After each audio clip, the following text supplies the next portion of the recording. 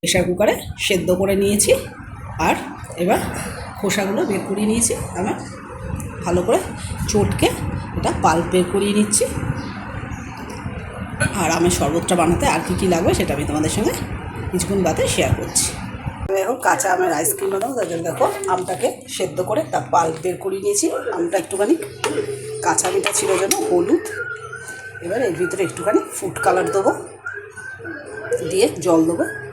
Food colour দিয়েছি, এবার কালারটাকে ভালো করে মিশিয়ে নেবো। এবার আমটাকে এবার জল দিয়ে আর একটু ফুটিয়ে নেবো।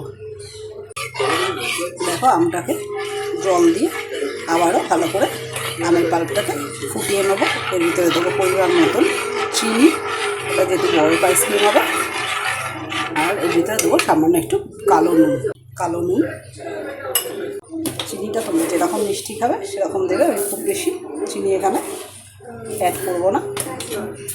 দিয়ে আবারও এটাকে ভালো করে সেদ্ধ করে নেব।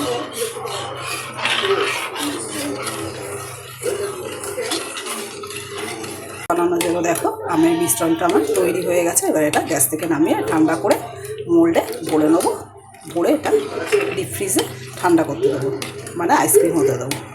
ফিরছি কিছুক্ষণ বাদে। দেখো কাঁচা আম দিয়ে যে আইসক্রিমটা তৈরি করবো, বরফ আইসক্রিম, সেই আমটা ঠান্ডা হয়ে গেছে। এবার এটাকে আমি মোল্ডের ভিতরে ভরে নেবো। মোল্ডের ভিতরে মিশ্রণটা ঢালা হয়ে গেছে। এবার আমি এটাকে ডিপ ফ্রিজে আইসক্রিম হতে দিয়ে দেবো। ফিরছে কিছুক্ষণ বাদে, কয়েক ঘন্টা বাদে। আইসক্রিমটা দেখো রেডি হয়ে গেছে। কি সুন্দর হয়েছে, যেরকম সুন্দর হয়েছে দেখতে সেরকম খেতেও এই টেস্টি হয়েছে। তোমাদের যদি ভালো লাগে তাহলে আমার এই রেসিপিটা তোমরা ট্রাই করতে পারো।